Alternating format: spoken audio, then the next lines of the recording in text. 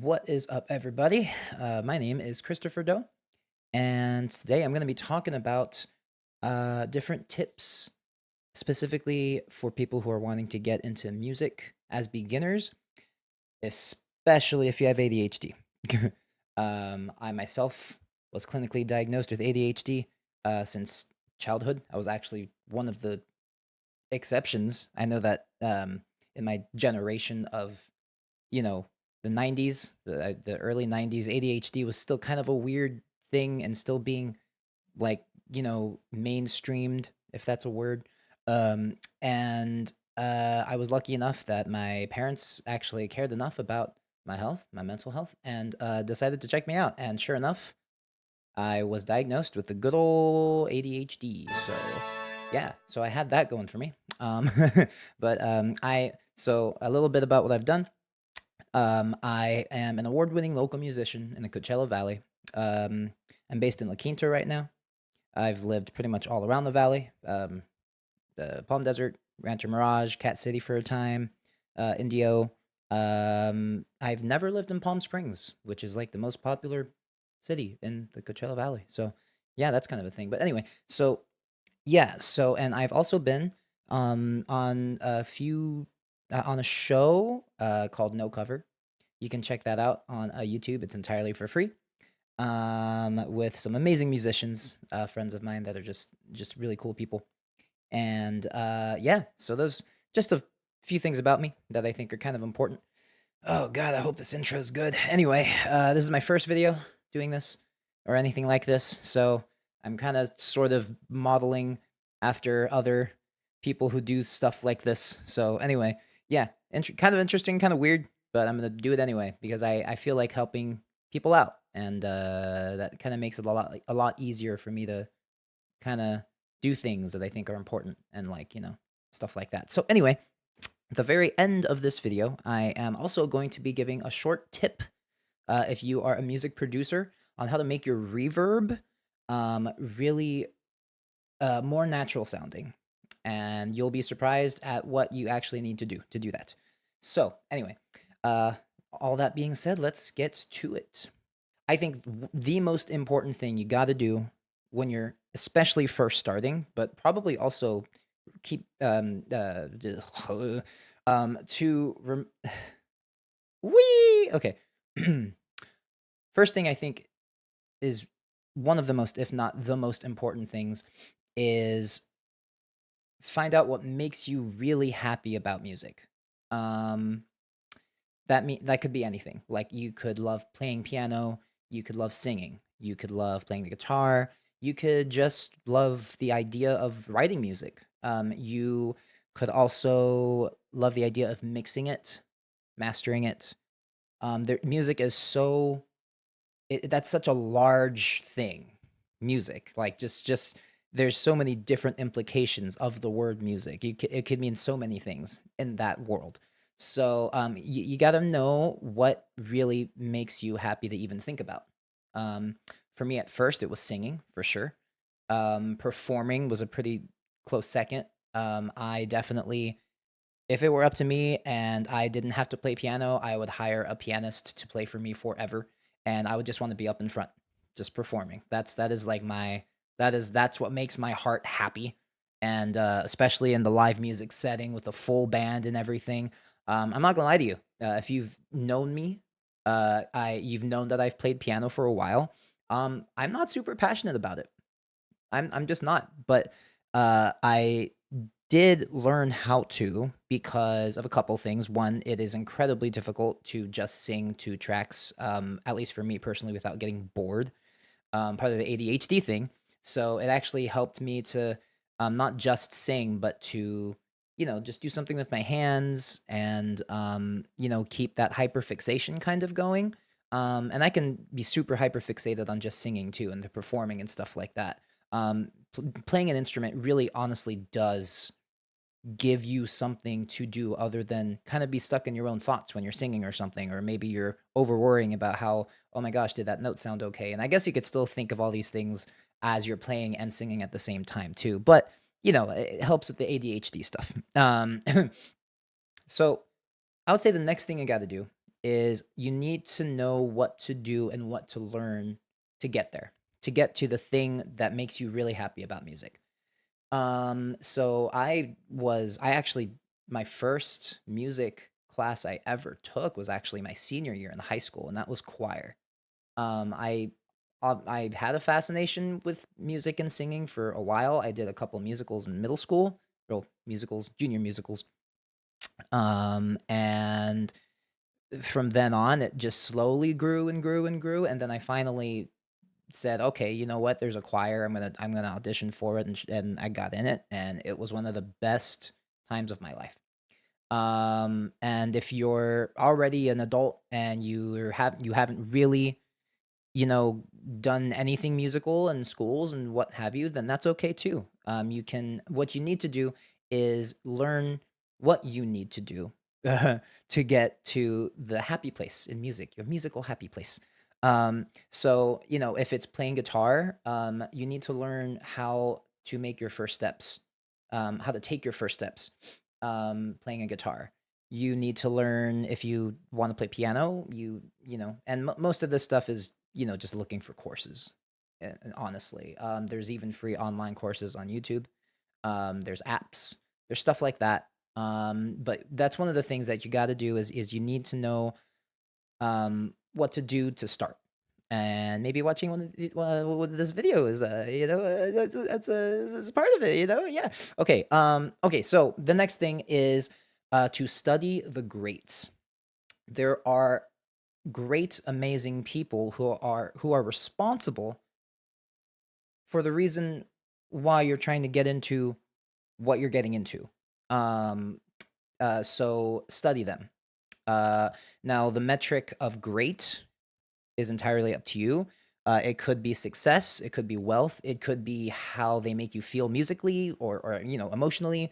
If it's music involved, if you're a mixer, there's great mixers out there who've mixed the greatest artists of all time.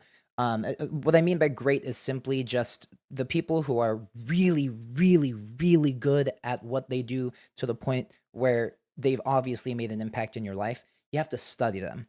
And I don't just mean study them like kind of superficially, like just listen to their music all the time, or like learn what schools they went to, and maybe like I mean actually that is a good thing. That is a good thing. You should do the thing. You should do that thing. Maybe learn the schools and what kind of how they learned what they did. There's obviously like the prodigies like Michael Jackson, who's my favorite entertainer of all time. He his situation was very extreme and very like exceptional because he started what at the age of 5 or something. Like his family was already doing music before he was born, and then his dad kind of to yeah, not good. Anyway, so anyone who you want to study, make sure that they're great. um You can definitely there's also niches where you can study people who maybe aren't great in the aspect of success or wealth, but like if there's something that they do that you really like, study that too, because it helps you become more curious, and it helps you when you're doing the thing. Because I know with ADHD, you don't want to do anything if it doesn't interest you. And once you start losing your interest in the thing, you're gonna not do it. So keep yourself curious. Like make sure you're maybe looking for new things too, new artists, new avenues to kind of dive into if you're a musician or doing anything in music. So yeah, the next thing is, do you want to gig, write music, or do both? So basically, if you are the type of musician who maybe you don't really want to necessarily write music, but you do want to perform, then that's a good thing to know. You just got to know that right off the bat. So that helps you just like explode, accelerate into. Is that like a dance move? Anyway, um, uh, to keep going in the trajectory of where you need to go.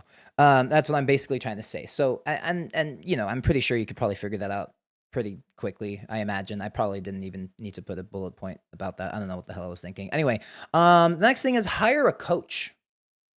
Hire a coach. This is super important.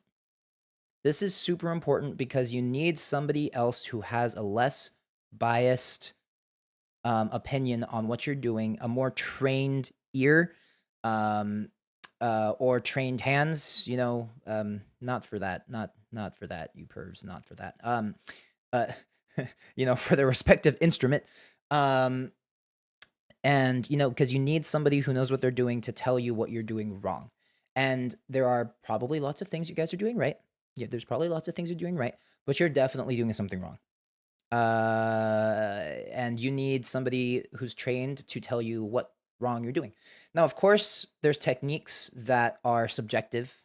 When it comes to singing, especially, my favorite thing, there's different ways people want to sing. There's singing for commercial music. There's singing for opera. There's singing for musical theater. There's singing for rock. There's singing for R&B. There's singing for pop. There's so many subjective ways of singing, but there are objective ways to perfect the technique of the singing.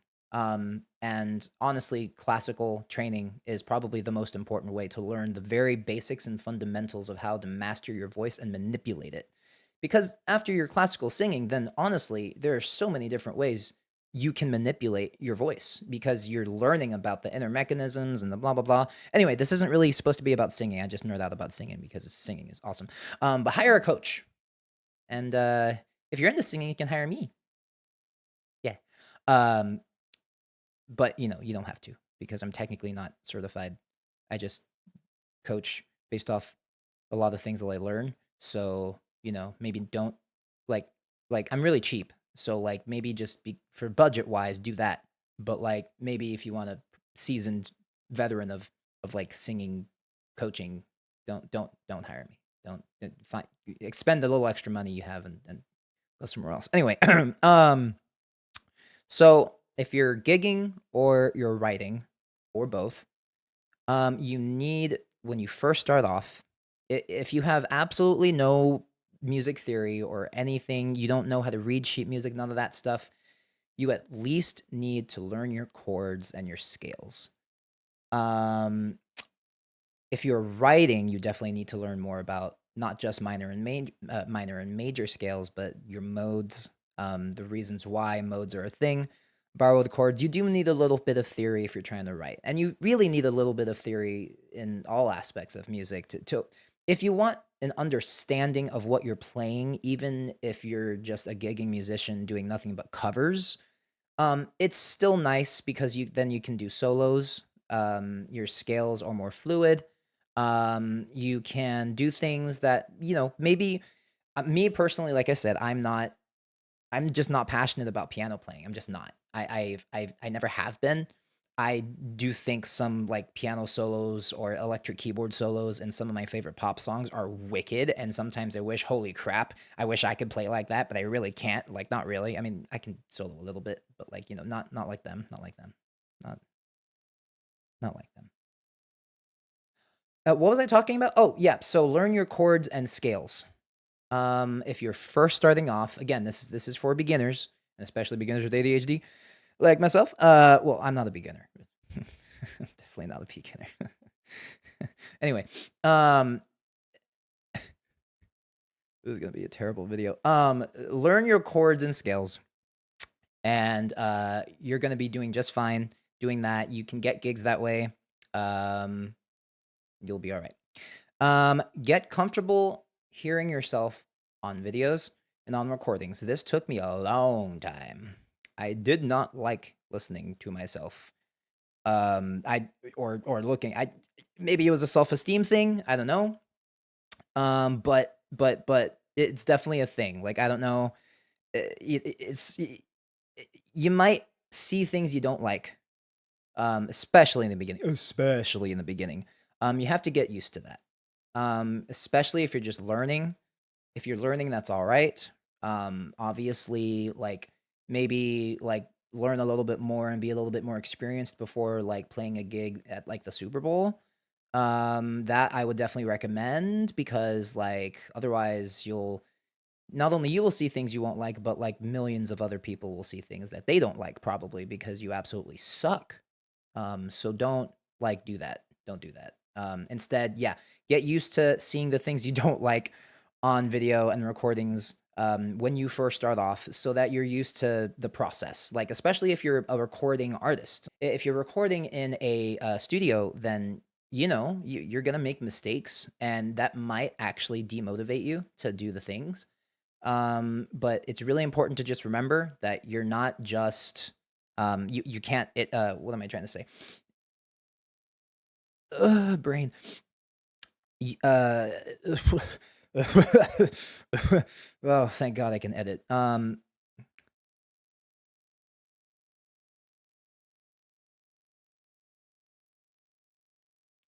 Don't be too hard on yourself, especially in the beginning. Don't be too hard on yourself. It's okay. You'll make mistakes. The recordings are recordings, which means they can be deleted, edited, perfected, whatever. Obviously, gigs are a little different. You have to be well rehearsed for them. And if you make a mistake during a gig and it happens to be caught on video, it's okay. You'll get better. Don't be so hard on yourself. As the TLDR, TLDR. Okay, so you figured out that you're either going to be a gigger or a writer or both. Um, so what are your next steps? Okay, well, what you got to do is go to open mics and go to karaoke. Um, Karaoke, especially if you're a singer. Obviously, if you're just an instrumentalist, that doesn't apply. Or just go to karaoke to sing badly anyway because it's fun. Like, I don't know, like it's cool. Karaoke is literally like bad singer in Japanese, isn't it? Yeah, or something like that. I don't know. Um, Japanese people don't hate me. I don't know your language. Okay, so yeah, go to the open mics, go to karaoke, and just practice there. Open mics, it's low stakes. Especially they're probably not paying you. If it's one of those open mics that says that there's a weird competition kind of thing where it's like, oh, well, it's an open mic, but if you do really well, then, we might pay you something, or, oh, hey, like if we really like you at this open mic, we might actually hire you. That's a good thing. That's actually really good. The long term, like especially like open mics are a great way to network in person with the venue, so that they can hire you there if you're good enough, or they will also maybe refer you to other places, especially other musicians. There are still some wonderfully talented and well practiced. I don't really like the word talented because I feel like talent is just practiced, but like hidden. Anyway, some really well rehearsed and talented people who still go to open mics because they're fun, and also maybe they're just looking for money because they're poor musicians. Don't get into this for the money. Don't do it. Don't. It's honestly it's a show. It's can I say that? I have to bleep that out. Anyway, I'm kind of joking. You can definitely make money doing this, but it takes a while, which is why I'm giving you these tips for beginners. Anyway, so go to open mics, go to karaoke. You know, network, network with other musicians specifically. That's gonna help you. Establish a social media page. Establish that social media page. I personally hate this part. I suck at social media. I suck at it so hard. I suck at it more than how your mother did. I need to edit.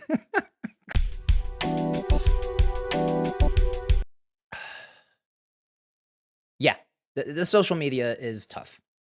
Especially because you have no idea what can work for you in the social media algorithms and blah blah blah blah blah.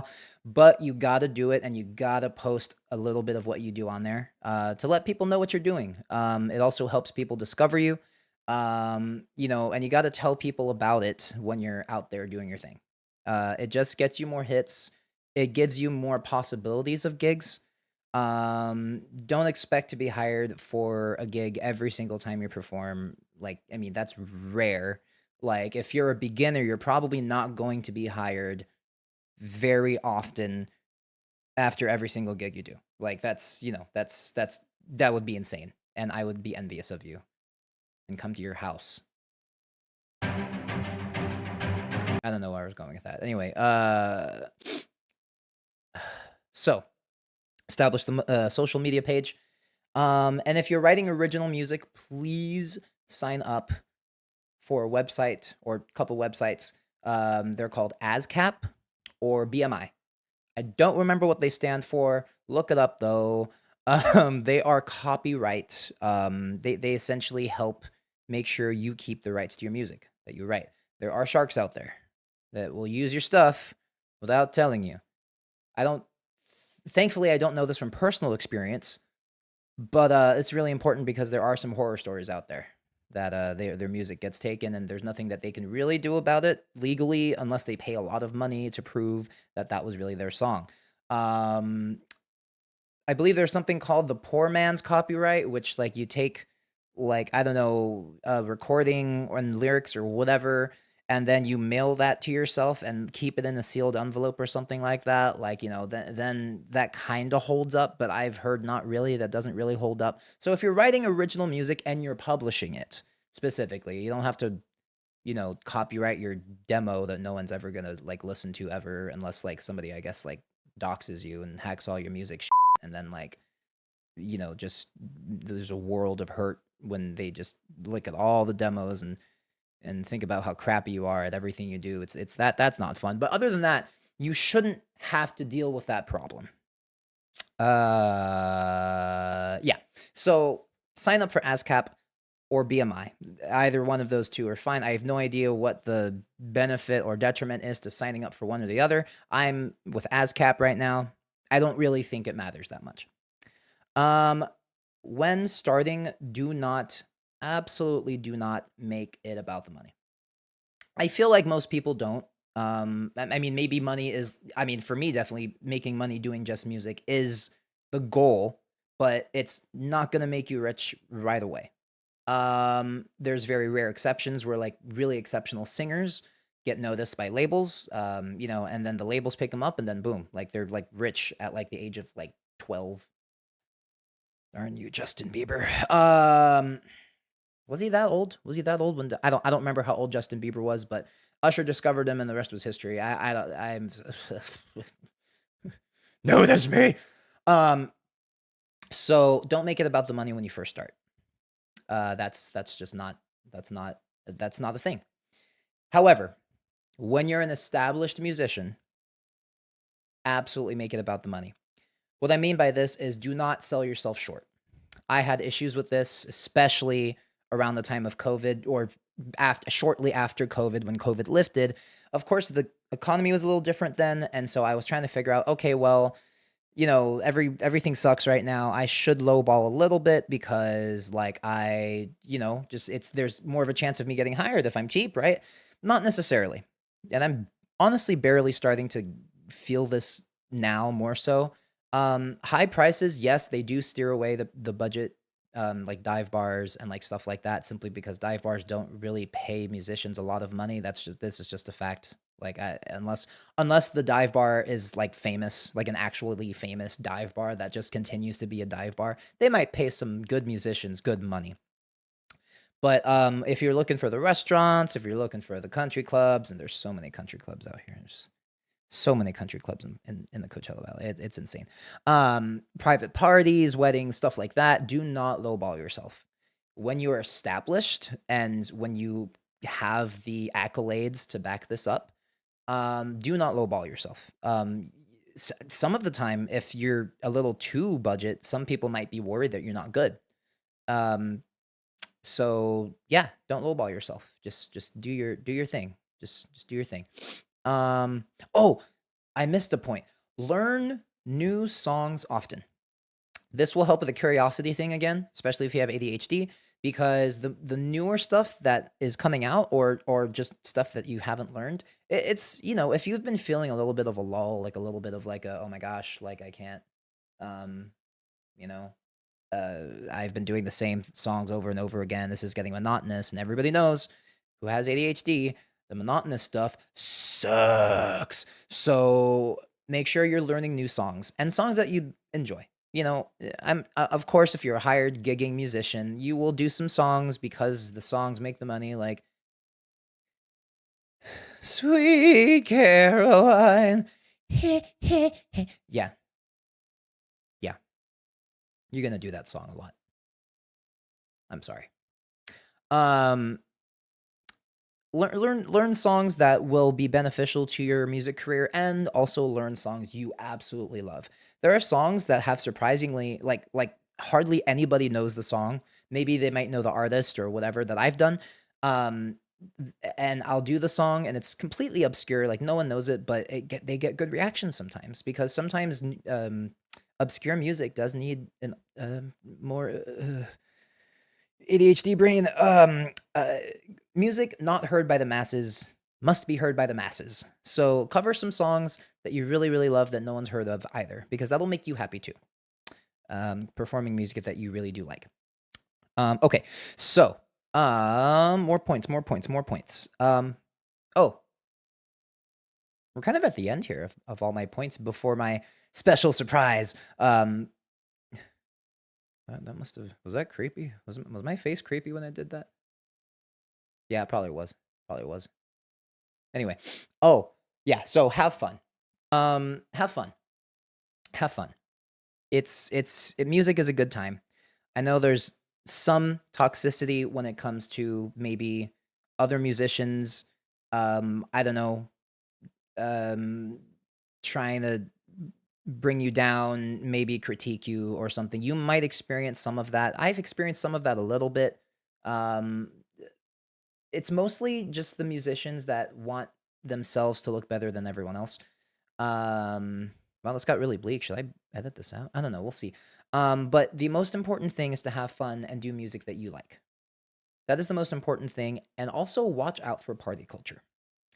I have fallen victim to party culture plenty of times, especially in the very beginning. Drinking too much, drinking way too much before starting your first song, stuff like that. Just because maybe your friends are there and like you're kind of, and then there's an audience too, so you're all having a good time and it's great. Yay! Please, just be careful, because that can turn out to be very bad for everyone. So have fun, but also be responsible and make sure that you're still just having a good time out there. Okay, so now we're done with the tips, and I'd like to show you some really cool stuff with reverb. So I will be back in a second. I have to do some audio stuff. All right. Alrighty, so I had to do some audio whiz stuff, and we are here now. So what I'd like to do is I'd like to show you guys some cool stuff on how to make your reverb sound really good. Now I'm gonna go to this is Mixcraft, by the way. This is my preferred digital audio workstation. So that's what I'm going to be using. You can do the same thing on Pro Tools, Logic, Ableton, whatever DAW you use that you know well. This tip still applies. So I'm going to use my favorite reverb. And now I have a reverb. It's great. It's a medium hall reverb. All right. So I like to use plate reverbs. Now, plate reverbs, so all of this is digital. But plate reverbs, if you do an analog plate reverb, what it is, it's literally passing sound through actual plates, metal plates, not like it's passing through like a bunch of dinnerware. No, it's not doing that. It's usually a thing where it's like it's processing whatever audio it's processing, and it's actually going through like in this weird box or something. It's going through it's recording the sound that's going in that little thing, and it's like a literal box of plates, metal plates. So anyway, the reason why I like using plate reverb a lot is because all these other reverbs, like large hall, like it's all digitized and digital. And a lot of people criticize plate reverbs for sounding kind of artificial itself. But I produce a lot of electronic music, and electronic music is by definition artificial. So I like using the plate reverb a lot because the frequencies of the plate reverb are a little higher. Versus if you notice, this isn't the tip, by the way. I'm just kind of now at this point just rambling on a little bit because I'm a little bit of a nerd. If you notice in the plate reverb, you can hear like higher frequencies, which of course you can also just delete that a little bit by just doing that, making the high cut frequency less, but it's all the way up here. then those like the S's and like all that stuff you can hear a little bit better. And I personally kind of like that. Whereas the low frequencies, if you do like a hall reverb, for example, the highs, like you can tell here, have been cut off drastically. And of course, reverb time, what that means is essentially just how long the reverb is gonna be kind of going. Now, okay, so all this is all well, right? And you even have a bass boost going on in this large hall. But if you notice, it might still not sound quite realistic yet if you have a bit of a trained ear and like maybe you've recorded in like, you know, cathedrals or whatever, or I don't know. At this point, I'm just kind of talking out of my ass. But no, in all seriousness though, you could amplify this. Not literally, don't amplify this. I mean, you can literally make your reverb sound way better by simply adding a delay. I'm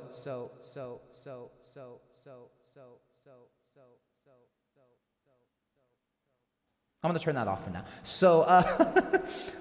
So what this will do is this will allow, I'm gonna desync that. This will allow your reverb to now sound more realistic. Because when you're in a big space, sound is literally bouncing off walls and kind of doing a little bit of a ping-pongy thing, sort of. And ping-pong is literally, it's going to help simulate a ping-pong. And so what that will do is that will actually, you know, we're listening in, some people listen in for actual, like, deficiencies in music mixing and stuff like that, and it makes it, you know, so, you know, they look for the flaws and, you know, try to fix them. So, when you are adding reverb, this is also honestly a subjective thing, but you can add delay to it and it sounds a little bit more realistic.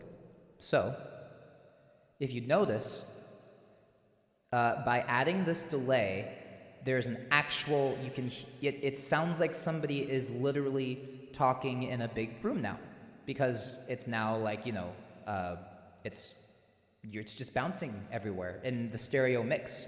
And that is super, super important in creating a realistic reverb. Now, the chain is also super important. Normally I'd have a compressor up above this and also an EQ, but we don't have to do that right now. But you want to make sure the delay is after the reverb, because that will simulate the actual, you know, ping-ponginess after the reverb is processed, which the reverb is the overall space that you are simulating. And that's what creates whether your voice is super far away or whether it's like really close. And so the delay is simply processing that and causing it to bounce back and forth. You can experiment. I'm going to turn these off. So you can experiment with your different types of stuff. There's tape, analog, digital delay, at least in this little VST. There is somebody on YouTube, I believe, made a calculation for what your reverb and delay kind of ratio should be depending on each other. I think you can look it up, but I kind of just use my ear. I honestly just use my ear for that kind of stuff, especially considering what type of song I'm writing or producing. But yeah, so there you go. That is my one tip I wanted to give for the end of the video. I hope you guys are having a super awesome time. Please check out my album. I just released it November 17th this year, and I really, really like it. I think it's definitely a good album. I am proud to say that album I'm really proud of it. So please check it out. Make sure you like and subscribe. This is weird. I've never done this before, so I'm sure these will be a lot more clean as I get used to recording for y'all. But overall, just I hope you guys are staying safe and having a good time. So I'll see you around. Later.